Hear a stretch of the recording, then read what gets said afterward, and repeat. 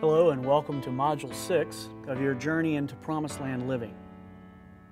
To start things off, I want to share another story from my childhood that I think helps us understand where we're going. When I was a little kid, I was scared of the dark, and one of our favorite things to do on Friday nights was to hang out with my cousins who were living with us at the time. They were teenagers, and my parents would go out on a date and leave the teenagers in charge of me and my brother, who were 3 and 5 at the time. And we'd watch this show called Shock Theater.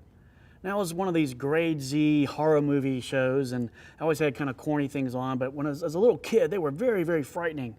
And the problem with me staying up to watch Shock Theater, because they'd let me stay up beyond my bedtime to do it, is they would never let me stay up long enough to see the end of the show.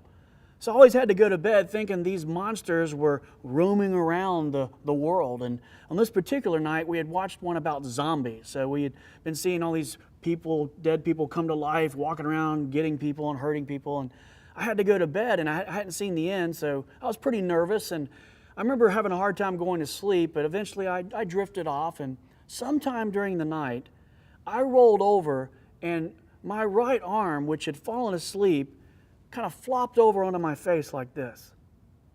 Now, you know what it's like when your arm's asleep. It's numb, it's cold, it's clammy. Well, my brain sort of wakes up when it feels something on my face, and it sort of signals to my left hand, wakes my left hand up and says, hey, there's something on our face, go check it out. So my left hand kind of yawns and comes over and begins feeling around, and now my left hand can tell this is a hand and an arm, but because my right arm's still asleep, my brain doesn't know it's my arm. And so the left hand signaling the signals back to the brain saying, there's a cold, clammy hand on our face.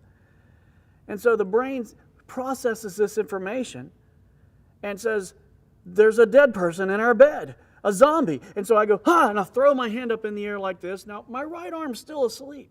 And it just flops right back down on my face. And now my brain feels my hand back on my face and freaks out saying there's a dead person in our bed and he's trying to kill us. So I throw my hand off again, I jump up out of the bed and I start punching with my left hand, flailing in the air trying to kill the zombie, and then I throw a right. And the tingle begins to run up my arm and into my shoulder, and you know that feeling when your arm starts to wake up, it's kind of a burning, tingling sensation. And I remember thinking, I was so relieved to realize that it wasn't a zombie at all. It was my own perfectly good hand that I had been numb to realizing was there. You know, a lot of times in life, we're numb to some of the perfectly good things that God has given to us and done in our life.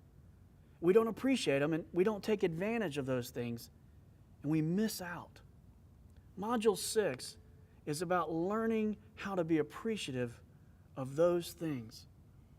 What if you came home from work one day to find that Extreme Home Makeover had completely remodeled your home while you were away at work, tripled the size of it, and made it everything you dreamed of it could be? After you got over the initial excitement, what would you do? Would you spend your days really enjoying every room of the house, taking advantage of this great, good gift? Or if you're honest, would you find yourself spending most of your time living in pretty much the same 2 or 3 rooms you've been living in all along, simply because it's familiar and kind of the routine of life, something that you're comfortable with? Module 6, we want to help you realize the good things that God has done for you that maybe you're not enjoying and taking advantage of. Because when you do, it creates hope. It gives you the ability to imagine and dream about other good things that God still wants to do for you. But we need hope to allow God to do that kind of work in our life. Far too often we spend our days going through the routines of what's familiar, and we miss out on so much.